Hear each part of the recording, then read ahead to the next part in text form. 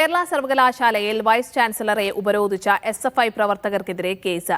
വേസിയുടെ ചേംബറിൽ തള്ളിക്കയറിയതിന് 14 പ്രവർത്തകർക്കെതിരെയാണ് കേസെടുത്തത്.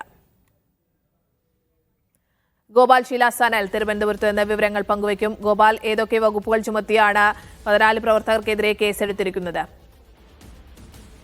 സ്നേഹ, ഇന്ന് രാവിലെയാണ് ഇത്തരത്തിലൊരു പ്രതിഷേധവുമായി എസ്എഫ്ഐ രംഗത്ത് വന്നത്. കഴിഞ്ഞ 11 ദിവസങ്ങളായി സർവകലാശാല ക്യാമ്പസിനുള്ളിൽ സമരപ്പന്തൽ കെട്ടി എസ്എഫ്ഐ സമരം ചെയ്തു വരികയാണ്. സർവകലാശാല വൈസ് ചാൻസലർ ജനാധിപത്യ വിരുദ്ധമായ നടപടികൾ സ്വീകരിക്കുന്നുവെന്നും സർവകലാശാല യൂണിയനെ സത്യപ്രതിജ്ഞ ചെയ്യാൻ അനുവദിക്കുന്നില്ല എന്ന് കാട്ടി നടത്തിവന്ന സമരത്തിന്റെ ഭാഗമായിട്ടാണ് ഇന്ന് എസ്എഫ്ഐ പ്രവർത്തകർ വൈസ് ചാൻസലറുടെ ക്യാബിനിലേക്ക്, ചേംബറിലേക്ക് ഇരച്ചു കയറിയത്.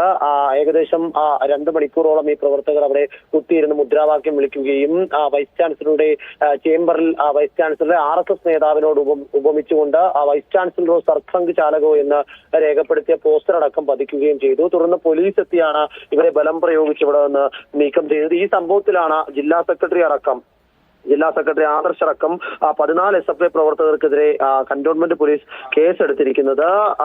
KP ആക്ട് 39(121) പ്രകാരവും ഭാരതീയ ന്യായ സംഹിത 189, 2, 191, 2, 190, 285 എന്നീ വകുപ്പുകൾ പ്രകാരമാണ് ഇവർക്കെതിരെ കേസ് രജിസ്റ്റർ ചെയ്തിരിക്കുന്നത്. ഇവരെ പോലീസ് സ്റ്റേഷൻ ജാമ്യത്തിൽ ശേഷം വിട്ടയക്കുകയും ചെയ്തു.